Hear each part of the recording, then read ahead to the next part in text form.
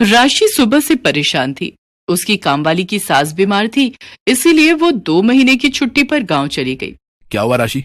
Office जाने का time हो रहा है और तुम अभी तक किचन में ही हो। तो और क्या करूं? पुष्पा अचानक छुट्टी लेकर गांव चली गई।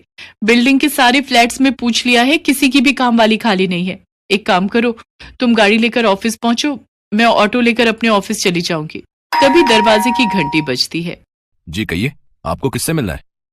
मेरा नाम सुदर्शन है और ये मेरी पत्नी अनुपमा है। हम दिल्ली से आए हैं। आपके नीचे वाली बिल्डिंग के फ्लैट में जो अशोक रहता है वो मेरा भांजा है। पता नहीं, बहुत देर से हम घंटी बजा रहे थे, किसी ने फ्लैट का दरवाजा ही नहीं खोला। हाँ, हमने तो 1 हफ्ता पहले ही अशोक को बता दिया था कि हम मुंबई आ रहे हैं। इनके घुटने का इलाज करवाना था, तो सोचा अशोक तो यहाँ रहता ही है। अशोक को फोन किया आपने? बेटा, यहाँ आते हुए टैक्सी में फोन की डायरी सीट पर ही छूट गई। उसी में ही अशोक का फोन नंबर था। रुकिए, मैं अशोक को फोन मिलाता हूँ। हाँ, हेलो अशोक, मैं समीर बोल रहा हूँ। वो तेरे मामा जी यहाँ आए हुए हैं, तू कहाँ है? हेलो हेलो समीर, मैं तो जरूरी काम से काजल के साथ लंदन आया हुआ हूँ। लंदन? पर तेरे मामा मामी यहाँ मेरे घर पर हैं, अब उन्हें क्या बोलूं?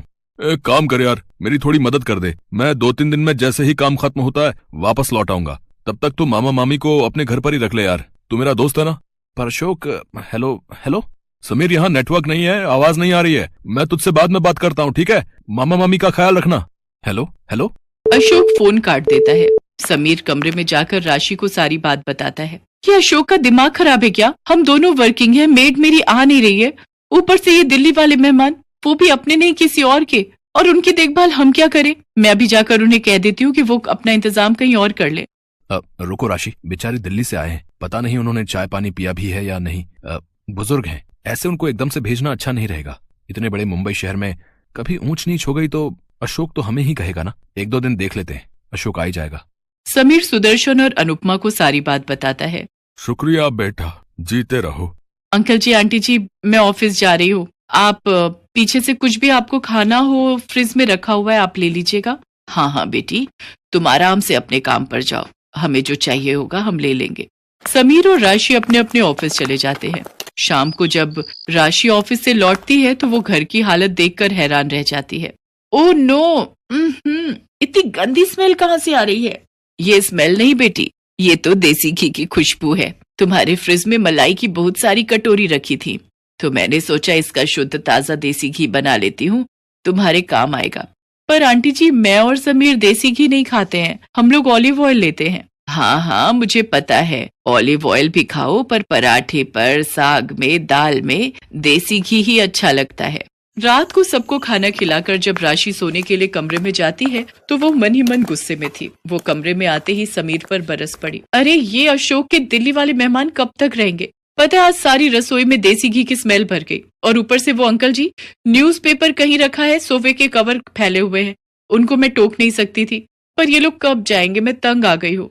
अभी राशि समीर से बात कर ही रही थी कि तभी सुदर्शन दरवाजा खटखटाता है। अब क्या हुआ अंकल जी, बताइए, कोई परेशानी तो नहीं है? समीर बेटा, रात को सोने से पहले मुझे हाजमोला खाने की आदत है। क्या तुम्हारे पास हाजमोला होगी? अंकल, हाजमोला तो नहीं होगी। एक काम करते हैं, नीचे बराबर में ही एक दुकान है, वो अभी खुली हुई होगी, चलिए मैं आपको लेकर दे देता हूँ। जाओ जाओ, मेहमानों की सेवा करो, मैं सो रही हूँ, मुझे नींद आ रही है, सुबह जल्दी उठना है। समीर और सुदर्शन दोनों सड़क पर बातें करने लगते हैं।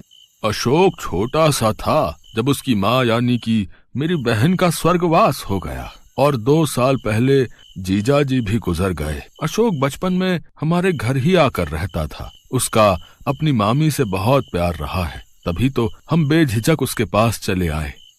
जी अंकल, मैं समझ सकता हूँ। वैसे आप चिंता मत कीजिए, अशोक 2-3 दिन में लौट आएगा। अगर आप कहें तो आपके घुटनों को दिखाने के लिए डॉक्टर के पास मैं अपॉइंटमेंट ले लेता हूँ। जीते रहो बेटा, अगर ऐसा हो जाए तो मेरे घुटनों को बड़ा आराम मिल जाएगा। मैं तो थोड़ा इसलिए टहल लेता हूँ कि हाथ पैर चलते रहने चाहिए। सुदर्शन और अनुपमा को समीर के घर रहते हुए 1 हफ्ता बीत चुका था, पर अशोक फोन नहीं उठा रहा था। समीर सुदर्शन को डॉक्टर के पास ले जाता है और सुदर्शन के घुटनों का इलाज शुरू हो जाता है। एक दिन अशोक का फोन खुद आ जाता है। अरे अशोक, कहाँ था तू? इतने दिन से मैं तुझे फोन मिला रहा हूँ। तेरे पास मामा जी के सारे एक्सरे रिपोर्ट और डॉक्टर की रिपोर्ट जो उन्होंने तुझे दिल्ली में दी थी, तेरे फोन में उसकी फोटो होगी, पर तूने मेरा फोन नहीं उठाया। अब मैंने डॉक्टर से दोबारा इलाज शुरू करवाया है, पर तू कब आ रहा है? कुछ बता तो सही। क्योंकि डॉक्टर ने मामा जी को 15 दिन और यहाँ रुकने की बात कही है। उन्हें कुछ एक्सरसाइज बताएगा डॉक्टर। सॉरी यार, मैं यहाँ पर बहुत फंस गया हूँ। मेरा काम ही खत्म नहीं हो रहा है। मुझे अभी कम से कम 10 दिन और लगेंगे यार। प्लीज तू यार किसी तरह से ना मामा जी और मामी जी को अपने पास रख ले। अगर तू कहे तो मैं खर्चे के पैसे भेज देता हूँ। नहीं, ऐसी कोई बात नहीं है। चल मैं देखता हूँ, ठीक है।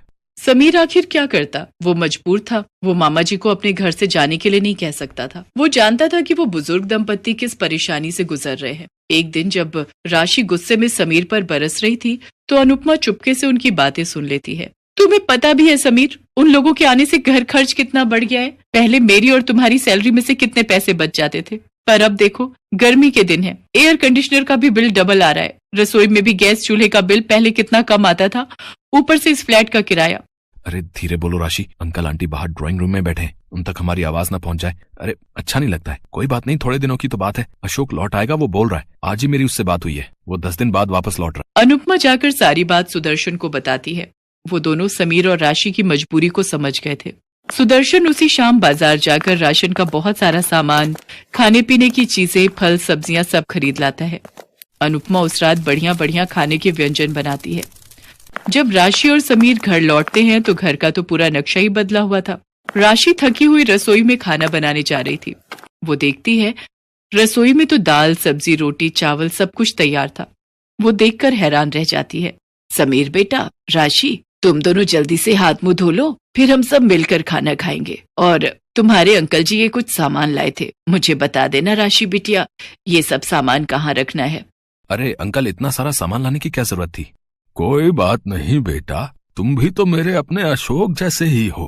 उस दिन से राशि और समीर मानो सुदर्शन और अनुपमा से इस तरह घुल मिल गए जैसे कि वो उनके लिए पराये नहीं सगे ही हो। कुछ दिन तक अशोक वापस नहीं लौटा, पर समीर और राशि को अब इस बात की कोई परवाह नहीं थी। वो दोनों सुदर्शन और अनुपमा के आने से बहुत खुश थे।